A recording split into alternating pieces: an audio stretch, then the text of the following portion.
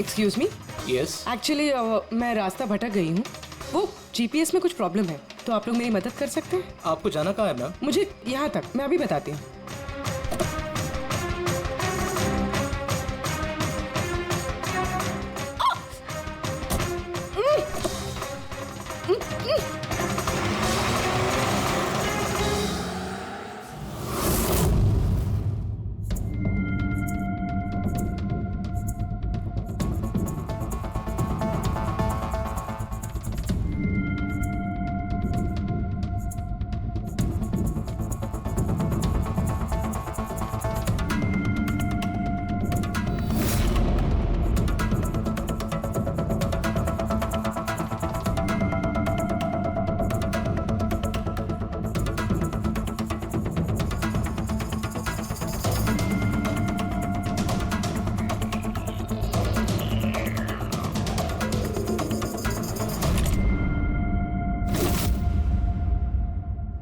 ये क्या किया तुमने?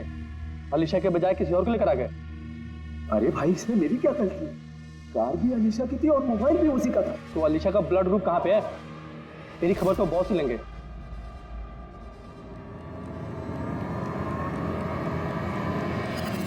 Hello beautiful. Hello beautiful. मुझे ढूंढ रही थी क्या? लो, मैं आ गया तुम्हारे पास। हाँ, चलो। छोड़।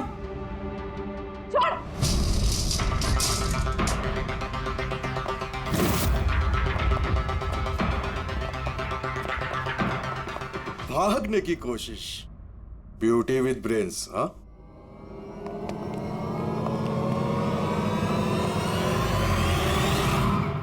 क्या हुआ? तुम लोग क्या मक्खी मार रहे थे क्या रे? वो तो अच्छा हुआ मैं टाइम पे आ गया। तलाशी लो इसकी बराबर से।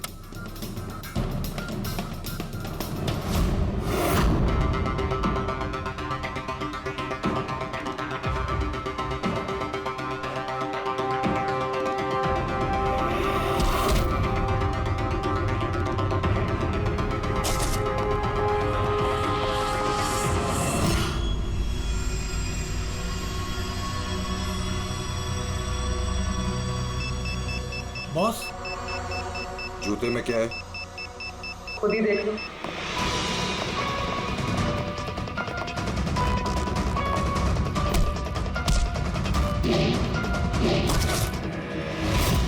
निकालो।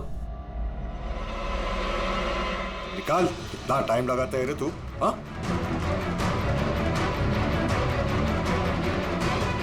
ओए, क्या हुआ भाई? Tracking device.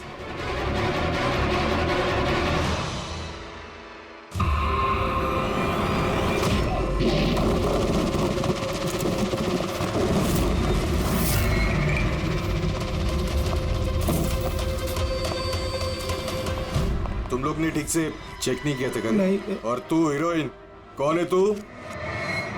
तुम लोगों की मौत। अच्छा, सीआईडी। ओ, भागो!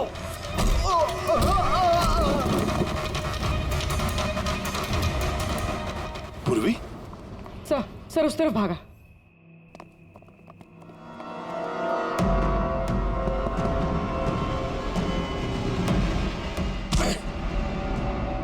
श्रेयान! चलो जल्दी। कोई है? भारो, भारो जल्दी। आइए, बाहर आइए।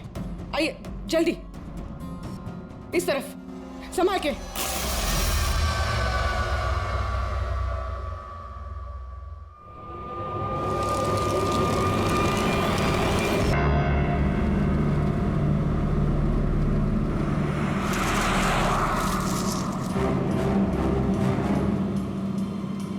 ये जीपीएस मुझे कहाँ लेके जा रहा है?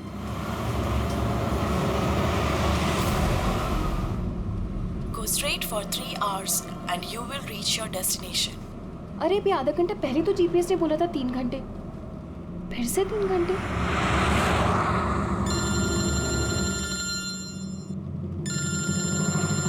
हेलो। हाय स्वीटी। हाय। मैं वही सोचूं 2 घंटे से तुमने मुझे फोन क्यों नहीं किया? अरे यार टांग खींच लो मेरी। नहीं नहीं, मैं अपने क्यूट से सोनू की टांग कैसे खींचूंगी? तो तुम मुझे सोनू बोल दिया ना, तो दिल में कुचू कुचू होता है। क्या होता है तुम्हारे दिल में? कुच्चू कुच्चू। हाँ? अरे सर ये मेरा खबरी है, इससे जरा मैं इंपॉर्टेंट इंफॉर्मेशन ले रहा हूँ। तुम्हारा खबरी? मैं भी तो देखूं।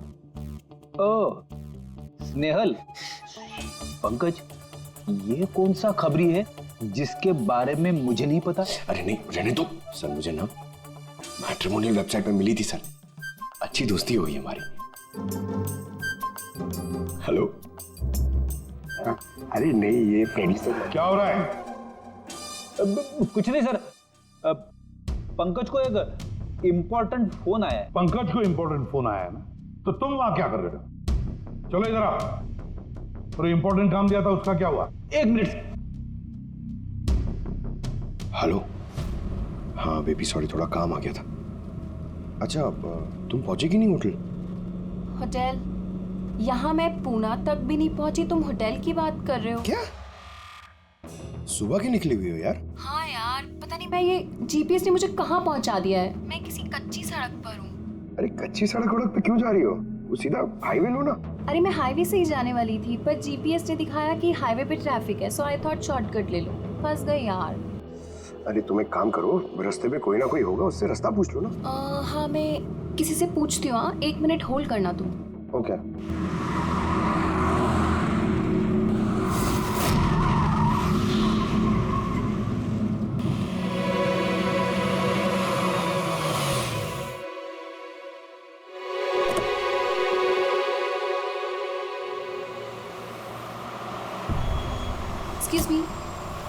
एक्सक्यूज मी, क्या आप मुझे बता सकते हैं ये रोड हाईवे पे कनेक्ट होगी या नहीं? जी होगी। कितना दूर है यहाँ से? हेलो स्नेहल। Hello sir. क्या हुआ पंकज? स्नेहल।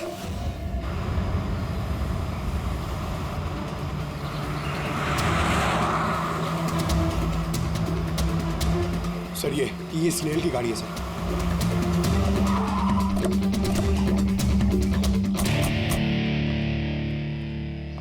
आप लोग? सीआईडी। सर मैं इंस्पेक्टर महेश, पास के ही दिंडोशी थाने से हूँ। कुछ पता चला महेश? कुछ खास नहीं सर, लेकिन गाड़ी के पास से ही सड़क पे टूटा हुआ मोबाइल मिला।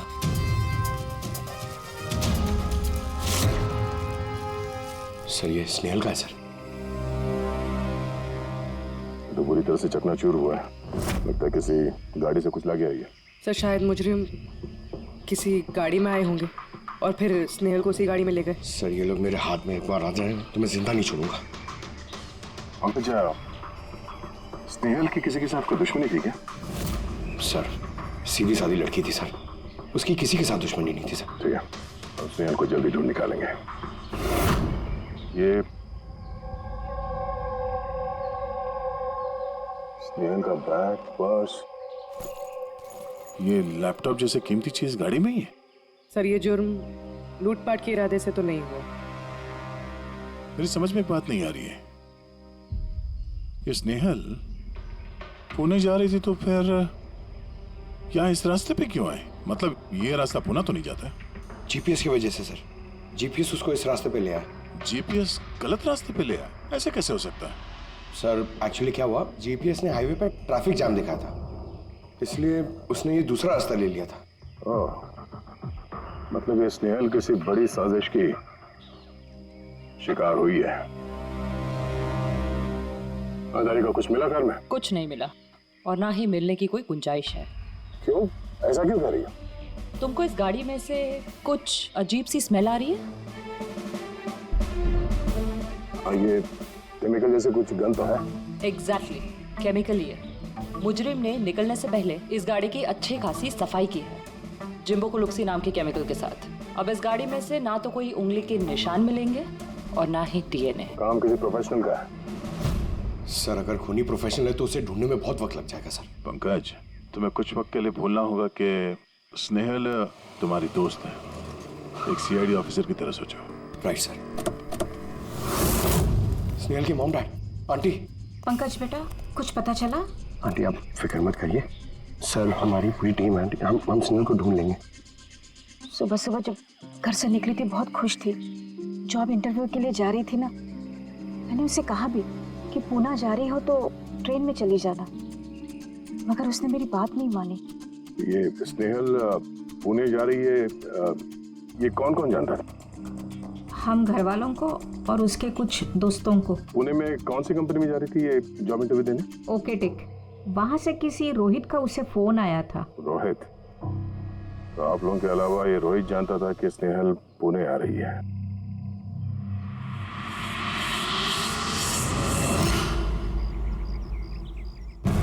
बस ये इन्फॉर्मेशन मिल जाए सर, बहुत मदद हो जाएगी। हेलो सर, मैं हूँ रोहित, इस कंपनी का HR मैनेजर। रोहित, स्नेहल नाम की एक लड़की तुम्हारी कंपनी में आने वाली थी ना जॉब इंटरव्यू के लिए आज? जॉब इंटरव्यू के लिए? नहीं तो। नहीं तो का क्या मतलब है? ये ईमेल आपकी कंपनी ने ही भेजा ना? ये तो हमारी कंपनी का ईमेल एड्रेस ही नहीं है, किसी ने नकली ईमेल से शायद इन्हें बेवकूफ़ बनाया। क्या ऐसा तो नहीं कि अब तुम हमें बेवकूफ़ बना रहे हो? हाँ? सर ये देखिए मेरा कार्ड, इसमें कंपनी का ईमेल आईडी साफ साफ लिखा हुआ है। अगर आप चाहें तो मैं आपको अपनी कंपनी के बॉस से भी मिलवा सकता हूँ। हमारी कंपनी की सभी पोजीशंस फुल हैं और यहाँ पे किसी भी नौकरी के लिए कोई इंटरव्यू नहीं चल रहा है। सर मतलब ये ईमेल भी उन्हीं अपराधियों ने भेजा। बहुत लंबी प्लानिंग की थी किसी ने। जो कोई भी है स्नेहल के बारे में बहुत कुछ जानता है। पंकज, जरा ठंडे दिमाग से सोचकर बताओ, क्या स्नेहल की किसी के साथ कोई दुश्मनी थी? नहीं सर। जरा याद करके बताओ, कभी तो उसने बताया होगा ना कि उसका किसी के साथ झगड़ा हुआ होगा, हैं? याद करो। देखो यार पंकज, जिंदगी में ऐसा कोई इंसान नहीं है जिसका कभी न कभी किसी से मनमुटाव नहीं हुआ। छोटा मोटा झगड़ा हुआ होगा यार किसी से। सर छोटा मोटा झगड़ा उसके फ्रेंड्स के साथ हुआ होगा सर, लेकिन ऐसी कोई बड़ी बात नहीं हुई सर कि उसे कोई उठा के ले जाए। और सर स्नेहल के घर पे किसी किडनैपर का फोन भी नहीं आया पैसे मांगने के लिए। सर वो मिडिल क्लास फैमिली से बिलोंग करती है सर, अगर कोई पैसा मांगेगा तो वो लोग दे भी नहीं पाएंगे सर। पंकज, तुमने कहा कि जीपीएस ने उसे गलत रास्ते पे भेज दिया ना, और जीपीएस पे उसे पता चला कि ट्रैफिक जाम है एक्सप्रेसवे पर, है ना? यस। लेकिन सर ट्रैफिक पुलिस वालों ने बताया कि हाईवे पे कोई ट्रैफिक जाम नहीं था। वही तो, इसका मतलब है जीपीएस ने उसे गलत जानकारी दी। सर जीपीएस गलत जानकारी कैसे दे सकती है सर? आजकल तो हर दूसरा इंसान जीपीएस यूज करता है। प्रॉब्लम जीपीएस में नहीं है, प्रॉब्लम ये है कि आजकल ये जिस तरह से कंप्यूटर, मोबाइल फोन और लैपटॉप हैक होते हैं, उसी तरह से जीपीएस को भी हैक किया जा सकता है। हाँ बिल्कुल हो सकता है। क्या कोई अपराधी इतनी प्लानिंग करता है तो फिर उसके लिए तो जीपीएस हैक करना एक मामूली बात है। सर पिछले 6-7 महीनों में कुछ और ऐसे लोग हैं जो स्नेहल की तरह गायब हुए हैं। इनको भी गाड़ी में से किडनैप किया गया था और वो केमिकल भी छिड़का गया था गाड़ियों के अंदर ताकि सारा सबूत मिट जाए। ओह माय गॉड, क्या हुआ सर? अभी ये लोग अब तक मिले ही नहीं।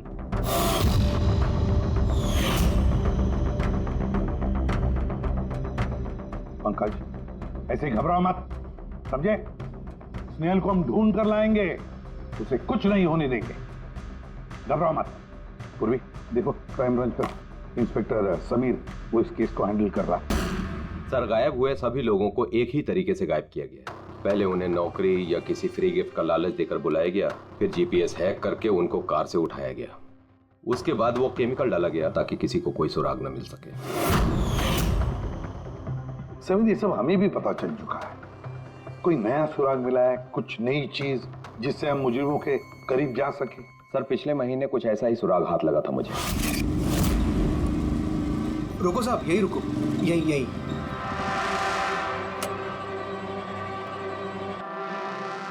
किधर है? वो सर उस पेड़ के नीचे।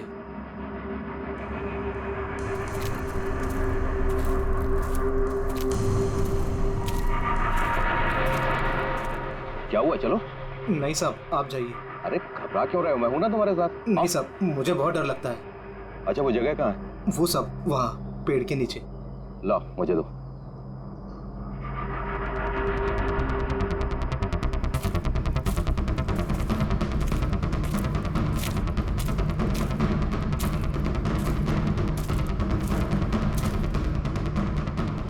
क्यों, यही जगह है? हाँ साहब।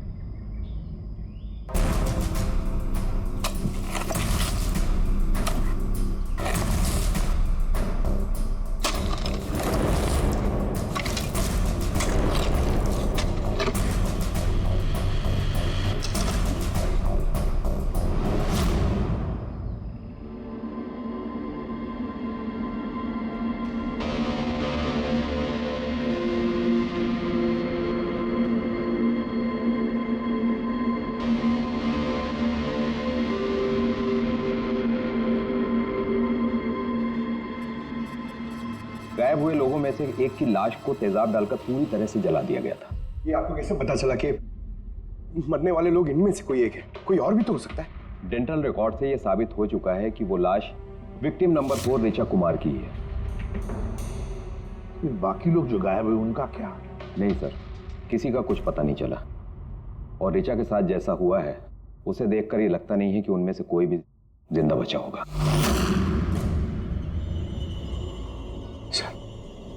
तो सर स्नेहल भी नहीं बचा। पंकज, स्नेहल को मार डालेंगे सर। पंकज रेडी, ले जाओ इसे बाहर। पंकज आजा। सर हो सकता है ये किसी सीरियल किलर का काम, शायद। नहीं पूर्वी, लगता नहीं है किसी सीरियल किलर का काम है, क्योंकि नॉर्मली सीरियल किलर्स की एक पैटर्न होती है, एक डेफिनेट पैटर्न होती है खून करने की, जान देने की, ना। नहीं पता नहीं क्यों, पर सीरियल किलर नहीं लगता ये देखो, ये जो भी है ये तो किसी को भी मार रहा है, फिर चाहे वो लड़की हो, औरत हो या कोई मर्द हो। ये देखो, ये स्टूडेंट्स है, ये स्टूडेंट है, उम्र का भी कोई लिहाज नहीं, ये कोई और ही है। ये देखो, ये नताशा बेचारी। अरे ये नताशा के साथ जब ये हादसा हुआ तब उसके साथ कोई बॉयफ्रेंड भी था उसका, कुलदीप नाम है उसका। जी सर, मैंने उसे 3 बार पूछताछ की, फिर लेकिन कुछ खास जानकारी नहीं मिली। कुलदीप? सब मेरी गलती है, मुझे नताशा को उस दिन कार में अकेले छोड़ के नहीं जाना चाहिए था। सब कुछ शुरू से बताओ, पूरी बात डिटेल में। सर, नताशा MYB कंपनी में रिसेप्शनिस्ट का जॉब करती थी। तभी एक दिन अचानक उसे किसी बहुत बड़ी कंपनी से अच्छा जॉब ऑफर आया। सर एक मिनट।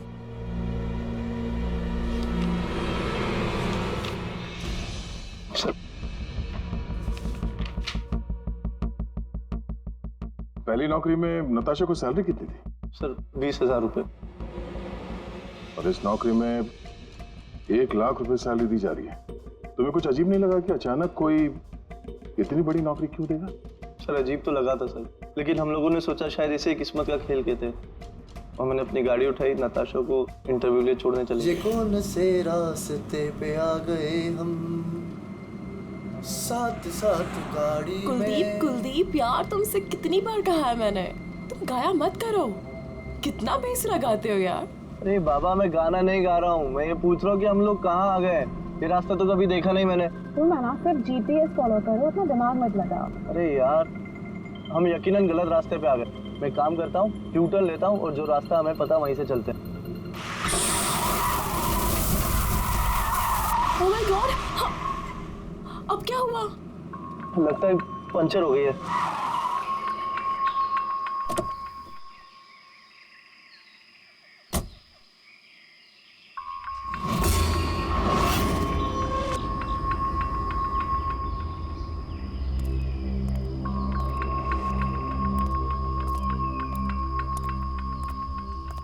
ओह नो यार, दोनों टायर पंचर हो गए। एक होता तो बदल देता। अब क्या करें यार, यहाँ टैक्सी ऑटो कुछ नहीं मिलेगा। भैया भैया भैया, एक मिनट, यहाँ आसपास के मैकेनिक मिलेगा क्या? हाँ है ना, आगे 2 किलोमीटर आगे पे ही है। क्या हुआ, पंचर हो गया क्या? हाँ यार, मुझे छोड़ दोगे वहाँ तक? छोड़ तो दूंगा लेकिन 50 रुपए लूंगा। अरे 100 ले लेना यार, चलो। अरे कुलदीप, तुम मुझे अकेला छोड़ के जा रहे हो? मैं बस यूं गया और यूं आया, ठीक है? मुझे तुम्हारे साथ आना ही नहीं चाहिए था। लव यू जान। 10 मिनट तुम अंदर बैठो, बाहर मत निकलना, मैं बस यूं गया और यूं आया। चलो चलो।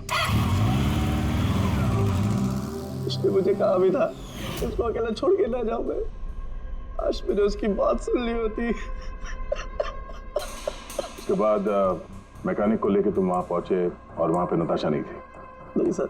सर, ये बाइक वाला मिला हुआ उन लोगों के साथ। हो सकता है। तुमने उस बाइकर का चेहरा देखा, कुछ याद है? नहीं सर, उसने हेलमेट पहना था ना। अच्छा, वो बाइक का नंबर याद है? नहीं सर, उस समय सिर्फ मुझे नताशा को इंटरव्यू में छोड़ने की जल्दी थी, इसलिए नहीं देख पाया। अच्छा, ये नताशा कोई डायरी वायरी कुछ लिखती थी?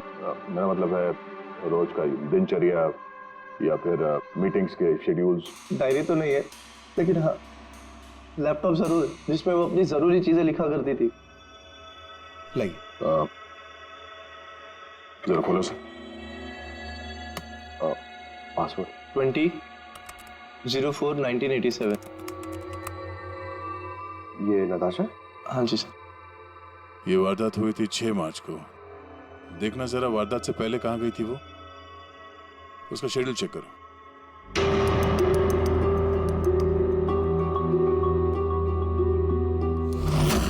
सर 3 मार्च को नताशा जेडी लैब्स गई थी ब्लड टेस्ट कराने। हाँ तो? सर 1 हफ्ते पहले स्नेहल भी वहां गई थी जेडी लैब्स। इतनी बोरिंग फिल्म दिखाई तुमने मुझे, मालूम है? सर दर्द हो रहा है। हाँ, फिल्म कहीं से भी बोरिंग नहीं थी। अरे इतनी बोरिंग फिल्म थी। मुझे भूख लग रही है, चलो कुछ खा लेते हैं वहाँ पे। और नहीं, मैं कुछ नहीं खा सकती, तुम खा लो। मुझे 12 आवर्स की फास्टिंग करनी है, कल मेरा ब्लड टेस्ट है। Blood test? क्या हो गया तुमको? Relax, it's just a blood test, normal routine checkup. अरे यार, तुम डरा देती हो। Blood test? अच्छा, ब्लड टेस्ट से डर गए? अगर मुझे कुछ हो गया तब क्या करोगे तुम? तुम दूसरी आ जाएगी ना? क्या दूसरी? अरे नहीं, दूसरी? अरे कहाँ से? अरे मारो मत यार। दूसरी? अरे यहाँ मारो मत, यहाँ पे मेरी बहुत इज्जत है। अरे I love you, I love you, I love you, I love you. तुमको कुछ नहीं होना चाहिए। सर, जिसका शक था वही हुआ। सभी विक्टिम्स ने गायब होने से ठीक पहले ब्लड टेस्ट करवाया था, उसी जेडी लैब से। जेडी लैब से? चलो, एक कड़ी तो मिल गई। और सर, जिन लोगों को चुना गया था उन्हें एक खास ईमेल आया था टेस्ट के कुछ दिन पहले।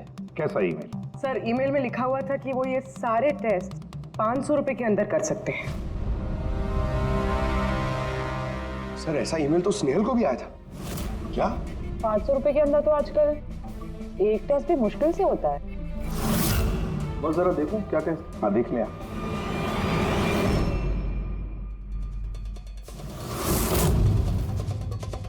यार ये तो पूरी की पूरी लंबी चौड़ी लिस्ट है टेस्ट की। ये 500 रुपए में हो ही नहीं सकते। कम से कम 15-20 हजार रुपए लगेंगे। क्या बात कर रहा है? हाँ, तो फिर बहुत बड़ी गड़बड़ है सारुण के। इसका तो एक ही मकसद हो सकता है कि टेस्ट करना और लोगों को चुनना, तंदुरुस्त लोगों को चुनना और फिर उन्हें अगवा करके मार देना। और क्यों मार देना?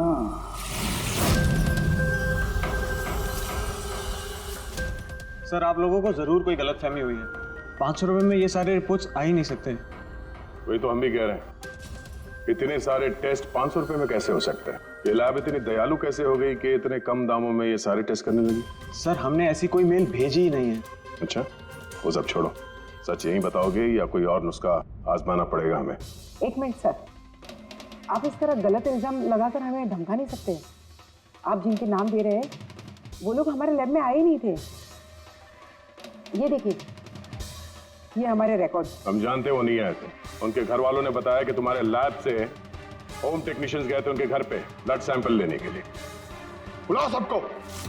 ये लिस्ट देके बताइए, आप लोगों में से कौन इन लोगों के घर गया था ब्लड सैंपल लेने के लिए?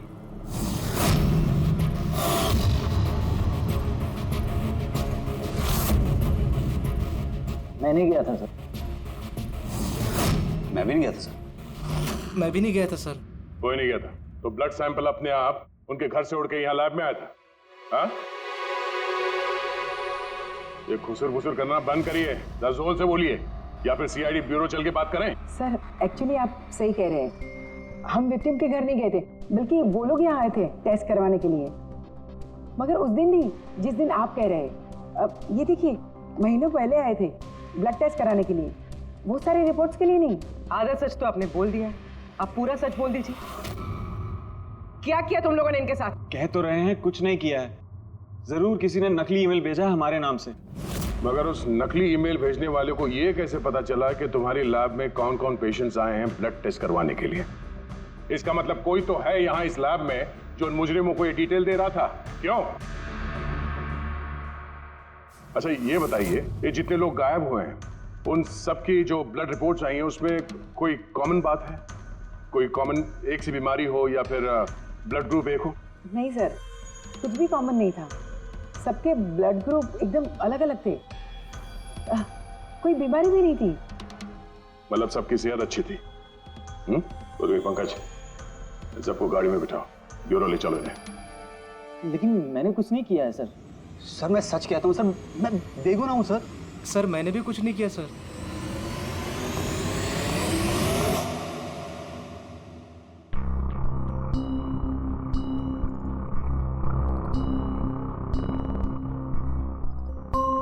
नहीं सर, इनमें से तो कोई भी नहीं है जो उस दिन घर पे ब्लड लेने के लिए आया था। आपने ठीक से देखा? हाँ, पूरा यकीन है आपको कि इनमें से कोई नहीं था? नहीं सर, क्योंकि वो आदमी ने टोपी लगा रखी थी। सर जेडी लैब्स के बाकी के एम्प्लॉयज की कुंडली निकाली है जिन पे हमें शक है। अच्छा, कौन कौन है? एक नहीं सर, 4 ऐसे लोग हैं जिन पे शक ही शक किया जा सकता है। अच्छा सर, सबसे पहला संतोष, इसकी बीवी 8 महीने से हॉस्पिटल में थी और इसके पास इलाज के पैसे नहीं थे। पता नहीं अचानक इसकी कौन सी लॉटरी लग गई कि इसने सारे पैसे देकर अपनी बीवी का इलाज कर लिया। अच्छा। और सर ये दूसरा जतिन है, 8 महीने पहले जेडी लैब पे इसकी नौकरी लगी हुई थी और ये सारे हादसे शुरू हुए 7 महीने पहले। मतलब इसके नौकरी ज्वाइन करते ही ये सारे हादसे शुरू हो गए। बाकी दो? सर सिद्धेश और मालिनी, इनकी सैलरी 18 और 20 हजार है, मगर फिर भी पिछले 6 महीनों में ये 2 फॉरेन ट्रिप्स कर चुके हैं। अच्छा, संतोष, जतिन, सिद्धेश और मालिनी, लगता है फिर से जेडी लैब्स जाना पड़ेगा। हाँ, मैं गया था यूरोप छुट्टियां मनाने के लिए, लेकिन वो पैसा किसी गलत काम से नहीं आया था। मेरे चाचा मेरे लिए 25 लाख रुपए छोड़ के गए थे अपनी वसीयत से। और मालिनी जी, आप भी यूरोप घुमाई, तो आपके लिए भी कोई वसीयत में कोई छोड़ गया था क्या कुछ? नहीं सर, दरअसल मैं सिद्धेश के साथ ही गई थी। सिद्धेश के साथ? एक्चुअली मालिनी और मैं एक दूसरे से बहुत प्यार करते हैं। ओह, लव स्टोरी। हाँ, मैंने अपनी बीवी का इलाज करवाया, मगर कोई गलत काम करके नहीं, उसके जेवर बेचकर। और तो और मेरा तो घर भी गिरवी पड़ा हुआ है, अगर आप चाहें तो मैं उसके पेपर भी दिखा सकता हूँ आपको। हाँ सर, संतोष तो सुबह से शाम तक ऑफिस में ही रहता है, ये कब जाएगा किसी का ब्लड सैंपल लेने? और जतिन? जतिन तो बहुत कम ऑफिस आता है, तभी आता है जब कोई जरूरी काम हो। अच्छा, तो तब ये हमारा आदमी हो सकता है। ये जतिन कहाँ मिलेगा?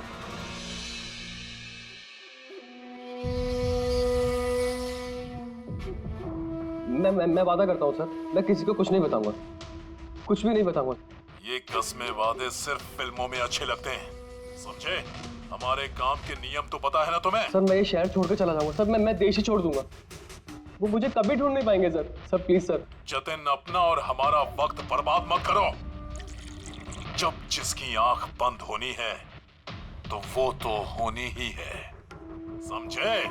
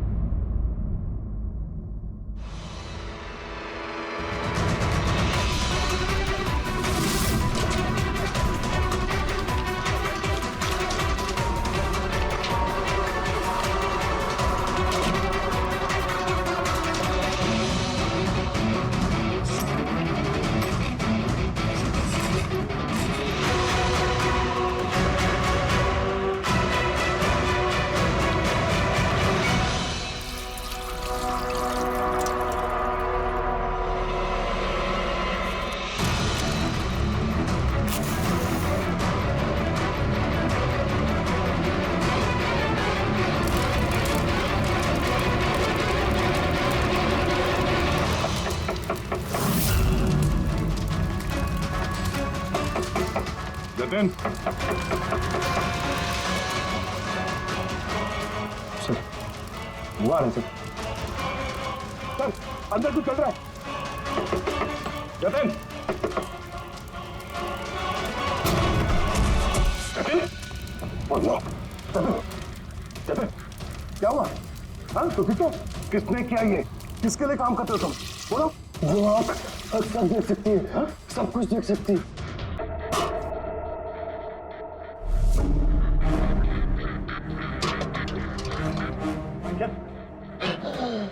जतिन,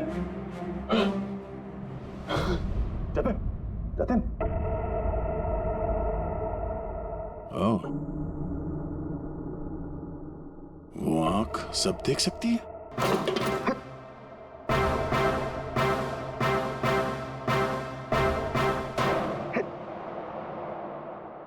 सर,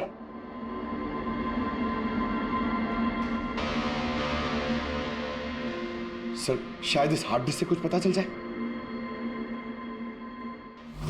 बॉस, मिर्करी डेंथोनिल नाम के जहर से मरा है ये जतिन। मिर्करी डेंथोनिल? यार ये तो वही जहर है ना जो किसी के शरीर के अंदर चला जाए तो 5 मिनट के अंदर अंदर खत्म हो जाता है आदमी। हाँ सर, बहुत ही खतरनाक जहर है। और ये जहर बहुत ही खुफिया तरीके से छिपा करके रखा गया था इसकी इस अंगूठी में बॉस। ये इस अंगूठी में छिपा करके रखा। ये देखो।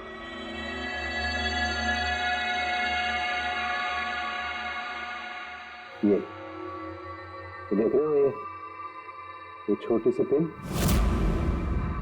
इस सुई पर था वो जहर, और ये इस अंगूठी में। अब बॉस, इस अंगूठी को ऐसे घुमाया जाए तो ये पिन बाहर निकलती है। ये और जैसे ये सुई इसके उंगली पे लगी, देखते ही देखते पूरे शरीर में ये जहर फैल गया। लेकिन सर, जतिन अपने आप को मारेगा क्यों? फ्रेडी, जतिन को पकड़े जाने का डर था। एक बात तो पक्की है कि जतिन अपने बॉस से, जिसके लिए वो काम कर रहा था, उससे बहुत डरता था। वो इतना डरता था कि जब इसे पता चला कि हम उसे पकड़ने आ रहे हैं तो इसने खुदकुशी कर ली ताकि इसके जरिए हम उसके बॉस तक ना पहुंचे। समझे? ये मामला सिर्फ किडनैपिंग और सीरियल किलिंग का नहीं रहा, ये बहुत बड़ा चक्कर है, बहुत ही खतरनाक, बहुत ही बड़ा चक्कर, जिसमें कोई बड़ी गैंग इन्वॉल्व है। कोई बड़ी गैंग, वो गैंग जिसकी निशानी है आंख। सर, सर लैपटॉप में कुछ नहीं मिला। सारी फाइल्स खुद ब खुद डिलीट हो गई, ऑटो डिलीशन की वजह से। और hard disk? Sir hard disk भी डैमेज हो गई थी सर, मगर एक लिस्ट हमने रिकवर कर ली है। हाँ सर।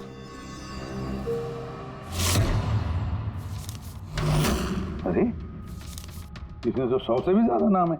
सर स्नेहल के साथ और जितने भी लोग गायब हुए थे सर, सब उस लिस्ट में। मगर सर किसी को भी कोई बीमारी नहीं है। जरूर ये लिस्ट जतिन ने जीडी लैब में से चुरा कर अपने बॉस को दे दी, पर कौन हो सकता है इस लिस्ट में से जिसकी मौत का नंबर आ गया है? कौन हो सकता है? एक काम करो, इसमें जितने भी नाम है, जितने भी लोग हैं, सबको फोन करो, सतर्क करो उनको बोलो उनकी जान को खतरा है।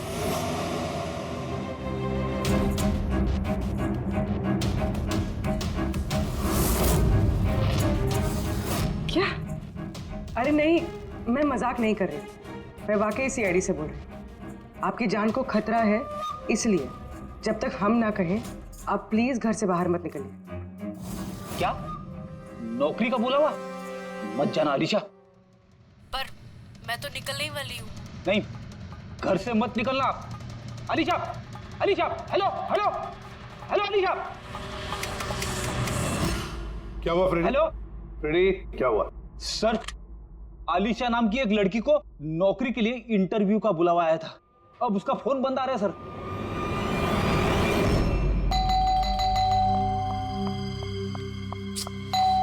ओहो, इस वक्त कौन आ गया?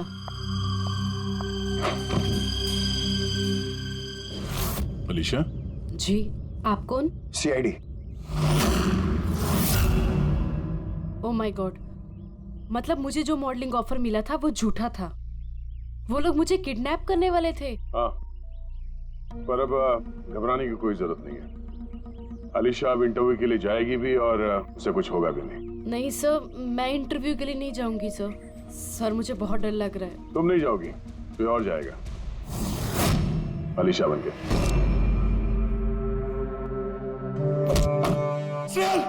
पंकज,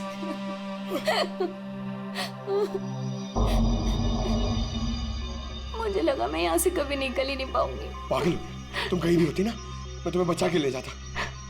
तुम इतना पसंद करते हो मुझे? 10 किलो कम हो गया तुम्हें ढूंढते ढूंढते। पागल, चलो चलो यहाँ से जल्दी चलो।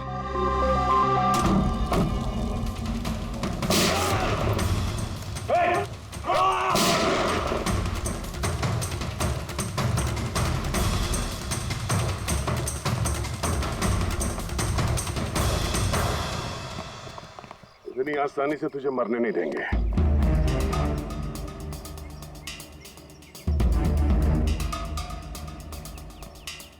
बोलो, वो क्या रहा था यहाँ पे?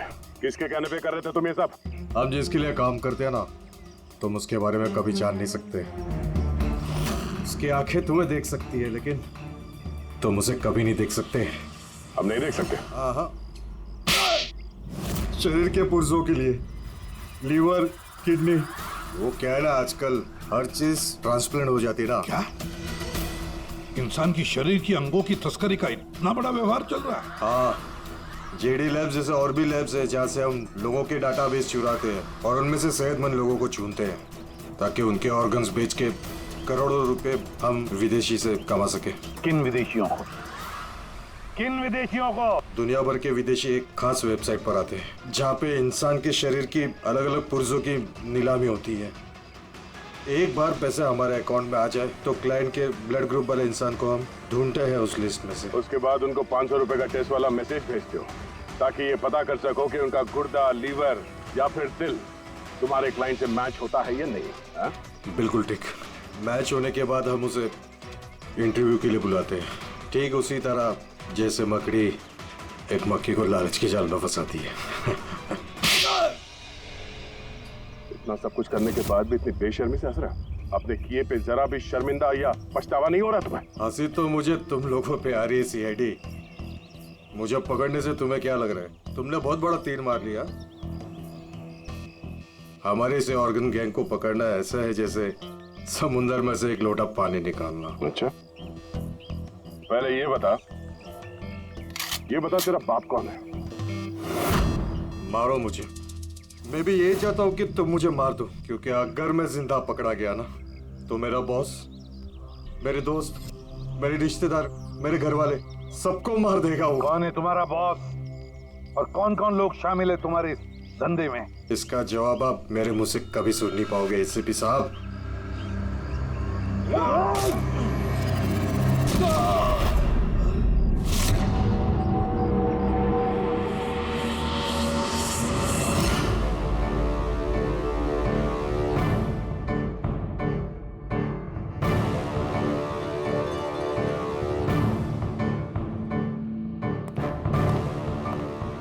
बॉस, एक बुरी खबर है। हमारे ऑर्गन गैंग वाली आंख सीआईडी वालों ने बंद कर दी है। मगर इससे पहले रणवीर सीआईडी वालों के हाथ लग पाता, उसने अपनी जान दे दी। सीआईडी वालों ने हमारी 1000 में से एक आंख बंद कर भी दी तो क्या? वो एक आंख बंद करेंगे तो उसके जवाब में हम 100 आंखें और खोलेंगे। अब आएगा मजा खेल का।